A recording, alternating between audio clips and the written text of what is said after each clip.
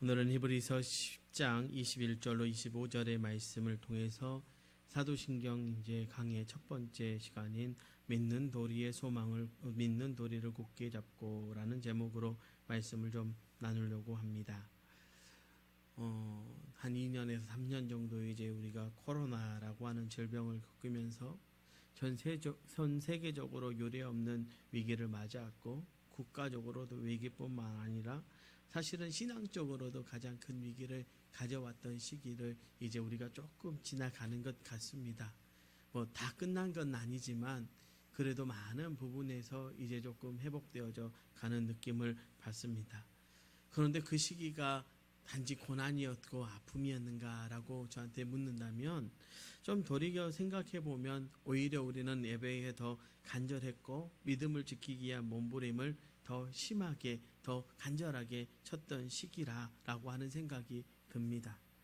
그렇다면 이제 조금 이 상황에 적응되어진 것 같고 감사하게도 어려운 시기는 조금 넘겨서 이제 위드 코로나 시대에 접어든 것 같은 이 상황 속에 물론 아직도 위험의 요소는 있지만 그래도 큰 위기는 넘겼습니다. 그런데 우리의 믿음은 어떤가라고 하는 것이죠. 교회들의 모든 것이 회복되려면 좀 더 많은 시간들을 보내야 할 것 같습니다. 이 시기에 우리에게 필요한 신앙의 자세는 무엇일까라고 하는 겁니다. 이제 우리가 이제 몇 달간 이제 사도신경을 보면서 제 고민이 그거였다는 것이죠. 이제 우리에게 필요한 신앙의 자세가 무엇일까라고 하는 것. 여러분, 우리가 성막을 통해서 예배의 회복을 준비하고 예배자로서의 삶에 대하여 결단했다면 그리고 이제 우리는 믿음의 기본으로 다시 돌아가야 될 시기가 되었다라고 하는 것이죠. 다른 어떤 것보다도 신앙의 핵심, 그 믿음의 진리로 우리는 돌아가야 하는 것입니다. 그래서 사도신경입니다. 사도신경은 기독교 역사 2000년에 걸쳐 가장 많이 알려지고 인정된 신앙의 고백입니다. 이것이 가톨릭의 신앙 고백이라며 문제를 제기하는 사람들도 있었습니다. 그런데 아닙니다. 종교개혁을 일으켰던 루터나 칼뱅도 자신들의 교리에 아주 중요하게 여기면서 강조했던 신앙 고백이 바로 사도신경입니다. 왜일까요? 그것은 우리의 믿는 도리 중 가장 핵심적인 것을 사도신경이 담고 있기 때문에 그렇습니다. 그렇지만 많은 사람들이 주일마다 사도신경을 주일마다 암송하고 고백하면서도 이것이 무슨 내용인지를 정확히 모르고 있는 경우가 있습니다. 오늘부터 우리는 매주일 사도신경에 관하여 과연 어떤 내용이 담겨 있는지를 자세히 살펴볼 것입니다. 오늘은 사도신경이 무엇인지를 좀 나누려고 합니다. 우선적으로 살펴봐야 할 것은 사도신경이라는 이름에 대한 것입니다. 우리는 왜 이것을 사도신경이라고 부르는 것일까? 먼저 제가 좀 확실히 하면서 해야 할 것은 신경이라고 하는 말인데요. 이것을 절대로 어떤 비평자들의 주장처럼 성경의 경과 같은 의미로 쓰인 말이 아니라는 것이죠. 성경의 경과 사도신경의 경은 다릅니다. 다시 말씀드리면 이것이 성경과 동일한 권위를 갖는다는 면에서 사도신경이라고 부르는 것이 아니라는 것입니다. 그렇다면 무엇일까? 실질적으로는 이것입니다. 성경적인 근거를 가지고 우리의 믿는 도리를 고백한다는 면에서 신경이라고 부르는 것입니다. 제가 다시 한번 설명드립니다. 성경과 동일한 권위를 갖는다는 면에서 사도신경이 아니라 뭐 때문에요? 성경적인, 그러니까 말씀의 근거를 가지고 우리의 믿는 도리를 고백한다. 말씀의 근거를 가지고 우리의 믿는 도리를 고백하는 것이 바로 이 신경이라고 부르는 것입니다. 영어로 사도신경을요, The Apostles' Creed라고 부릅니다. 그런데 여기서 큐리드라고 하는 말은 믿다라는 의미의 라틴어 크레도에서 온 것입니다. 그래서 교리, 신념, 신조라는 의미가 있습니다. 이것을 우리의 말로 번역하면 신경이라는 것도 신앙 고백 혹은 신조라고 이해할 수가 있는 것이죠. 또 하나 분명히 해야 할 것은 사도라고 하는 부분인데요. 왜 이것을 사도신경, 즉 사도들의 신앙 고백이라고 부르는 것일까? 이와 관련해서 주 4세기 루피너스라고 하는 사람은 사도신조 주석을 쓰면서 다음과 같은 조금 황당한 주장을 펼쳤습니다.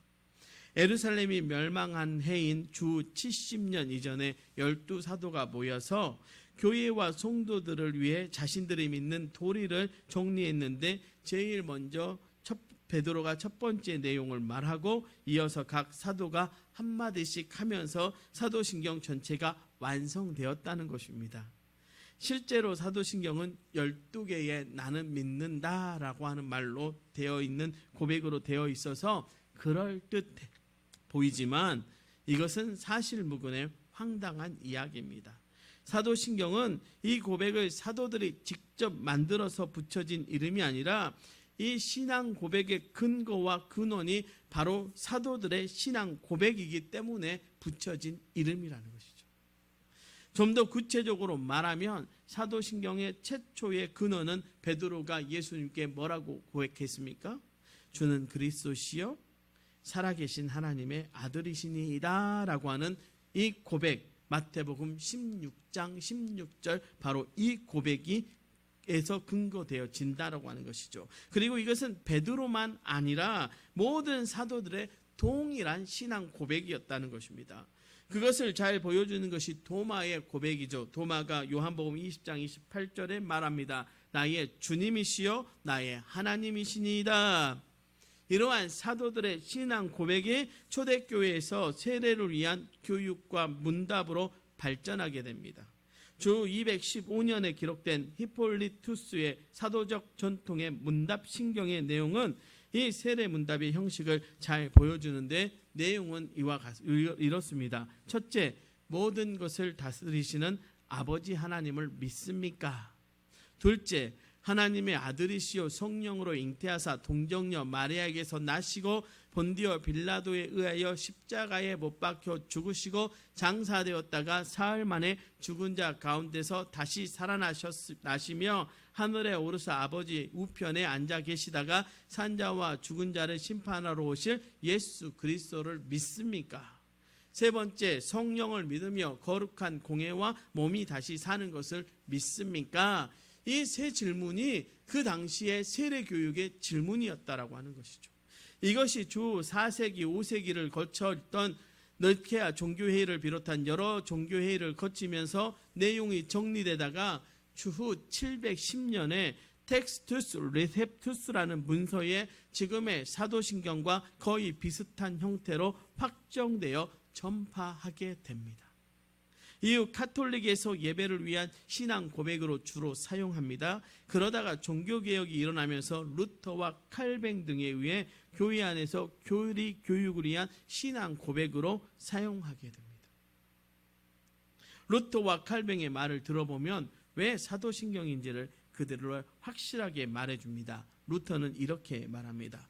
사도신경은 우리나 초대 교부들이 고안해낸 것이 아니다.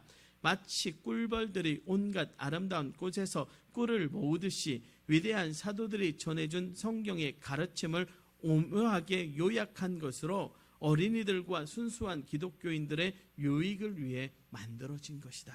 이렇게 말했습니다. 칼뱅은 이렇게 말합니다. 사도신전은 우리의 구속의 중요한 점들을 간단히 요약하며 그리스도에 대해서 우리가 유의해야 할 일들을 일일이 분명히 보여주는 일람표와 같은 구실을 하고 있다. 나는 신경이라고 부르지만 그 저자 문제는 전면 고려하지 않는다. 고대 저술가들은 신경을 사도들에게 들리는 점에서 상당히 의견이 일치했다. 사도들이 공동으로 써서 발표했다거나 그렇지 않으면 그들이 전한 가르침을 충실히 수집하여 요약한 것이므로 넉넉히 사도들의 이름을 붙일 만하다고 생각했다.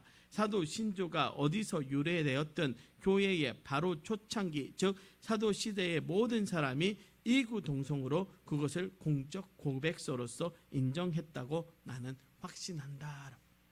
그래서 교회의 모든 사람들이 함께 고백하는 고백서로서 사도신경을 고백하는 것입니다. 그렇다면 왜 우리는 사도신경을 고백해야 하는가? 바로 이것이 중요하죠.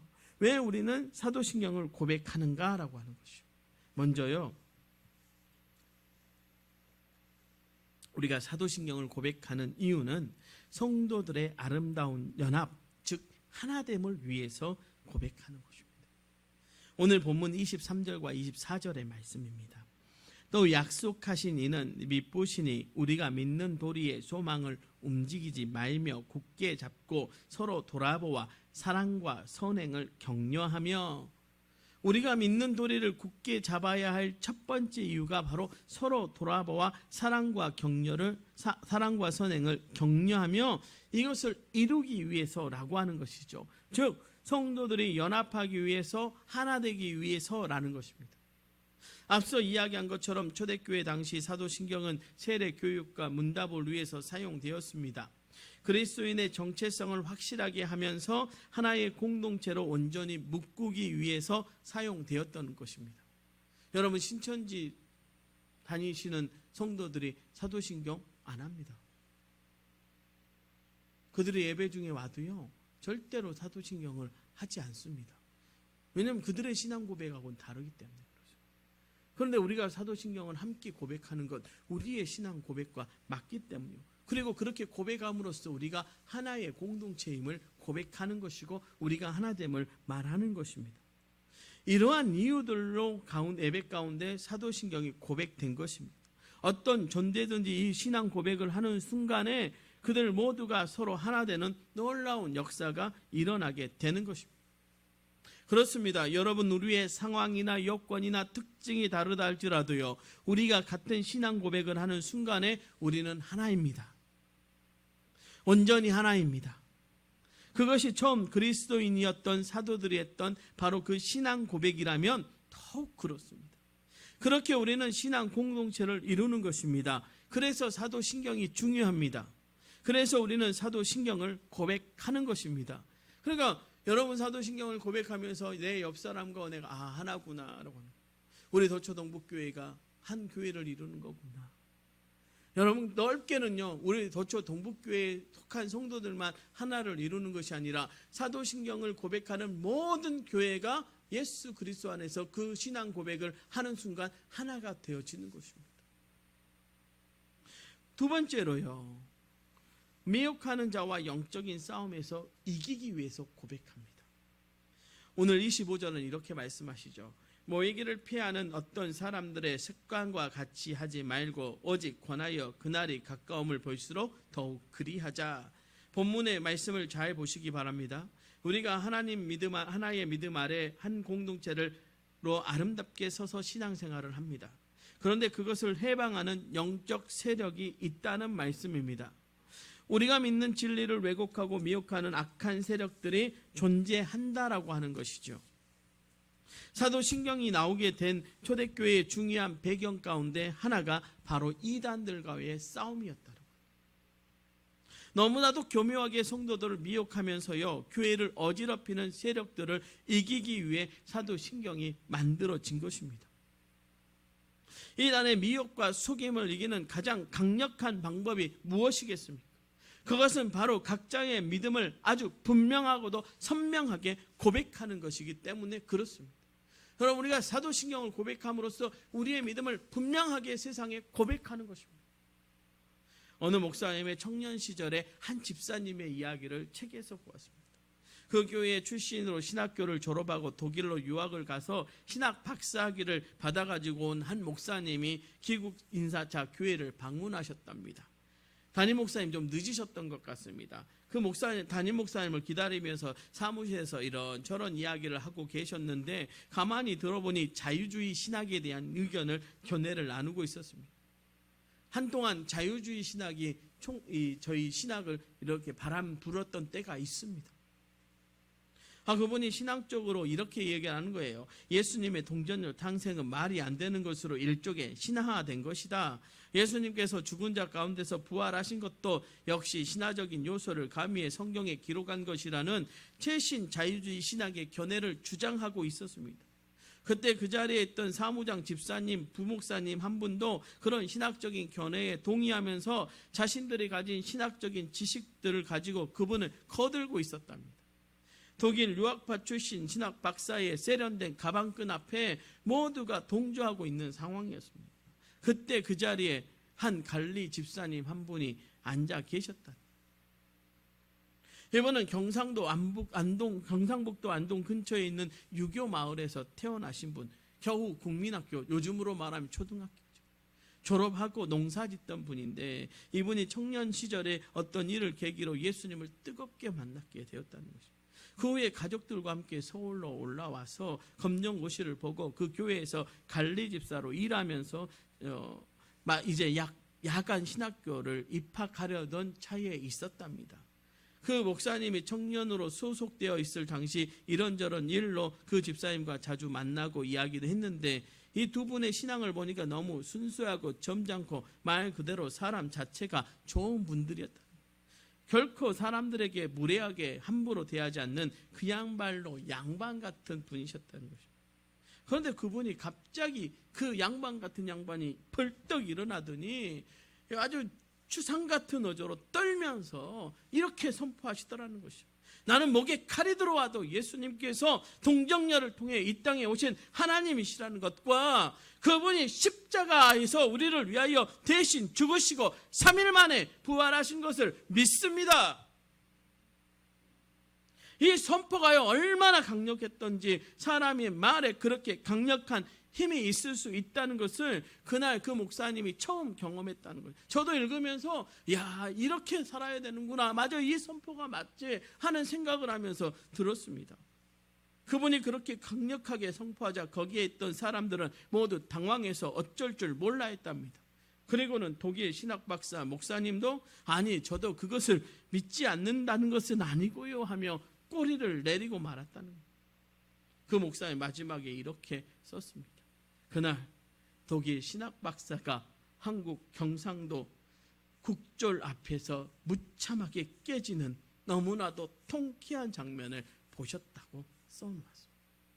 저도 그거를 읽으면서 너무나 통쾌했습니다. 여러분 교회 가요. 박사들이 판칩니다. 그러니까 설교하면서 윤리가 어쩌니 도덕이 어쩌니 말합니다. 예수님이 어느 날부터 사라져버렸어요. 여러분 우리의 신앙 고백의 핵심이 예수 그리스도 아닙니까? 우리 신앙 고백의 생명의 핵심이 예수 그리스도 아닙니까? 그분이 동정녀 마리아의 몸에서 태어나서 3일 만에 이 땅 가운데 오셔서 십자가 지시고 3일 만에 부활했다는 그 놀라운 사실을 믿는 것이 우리의 믿음 아닙니까? 저도 이거를 읽으면서 너무나도 통쾌했습니다. 그러면서 다시 한번 결단했습니다. 야, 우리가 사도신경을 함께 고백하는 것이 바로 이 영적인 싸움 때문이구나. 이것이 사도신경을 고백하는 주되고 실제적인 이유라는 사실이죠. 분명히 말씀드립니다. 사랑하는 성도 여러분, 우리 주님은 동정녀 마리아에게서 나셨습니다. 그리고 우리를 위하여 십자가 지셨습니다. 그리고 3일 만에 부활하셨습니다. 이것이 담겨져 있는 것이 사도신경의 고백입니다. 우리는 이것을 이제 한 주간 하나하나 살펴볼 것입니다. 여러분 사도신경은 12개의 나는 믿는다라는 선포로 이루어져 있습니다. 성부 하나님에 대한 믿음의 고백과 선포가 한 가지이고 성자 예수님에 대한 믿음의 고백과 선포가 6가지입니다. 그리고 성령 하나님에 대한 믿음의 고백과 선포가 한 가지이고 교회와 성도에 대한 믿음의 고백과 선포가 4가지입니다. 이 12개의 고백은 12개의 미혹에 대한 강력한 한 방의 펀치임을 여러분 믿으십시오. 가만히 들어와 우리의 신앙을 흔들며 하나님의 사람들을 무너뜨리려고 교회를 파괴하려는 악한 것들과의 공격에 대응하는 강력한 고백이요 선포인 것입니다. 우리에게는 우리를 미혹하고 공격하는 악한 것들에 대해 우리가 믿는 바를 단호하게 고백하고 선포하는 것 외에는 다른 무기가 없습니다. 초대교회 때부터 제국이 온 세상에 강력하게 성도들을 무너뜨리려고 교회를 변질시키려고 할 때마다 교회와 성도들은 이 성명한 신앙 고백으로 그 악한 것들을 이기며 자신들의 가진 신앙의 본질을 지켜왔습니다. 여러분 우리가 세상과 섞여 짜지 않으려면 우리는 이 고백으로 다시 돌아가야 합니다. 우리가 세상에서 무너지지 않으려면 우리는 다시 이 고백으로 돌아가야 합니다. 이 교회를 든든히 세우려면 우리는 이 본질의 고백 앞에 다시 우리를 세워야 합니다. 그래서 하나님 중심, 하나님 방법, 하나님 뜻, 예수 그리스도 중심, 예수 그리스도가 답되는 믿음으로 살아야 하고 날마다 성령 충만함으로 살아가야 할 줄로 믿습니다. 그리고 이 고백이 저와 여러분을 하나로 묶어주는 띠라고 하는 것을 절대로 잊지 마십시오. 이 고백이 도초 동복교회 성도들을 하나로 묶어주는 띠라고 하는 것입니다. 이제 우리가 한 주 한 주 이 고백들을 살펴봄을 통해서 우리의 믿음이 더욱더 강력해지기를 주님의 이름으로 축원합니다. 이 고백을 날마다 선포함을 통해서 세상 속에서 빛나는 믿음의 사람들로 살아갈 수 있기를 주님의 이름으로 축원합니다. 우리는 날마다 이 신앙을 고백해야 하고 선포해야 할 줄로 믿습니다. 그래서 이러한 고백을 통해서 우리로 하여금 혼란하고 어려운 시간을 넉넉히 이기고 나아가기를 주님의 이름으로 축원합니다. 기도하겠습니다.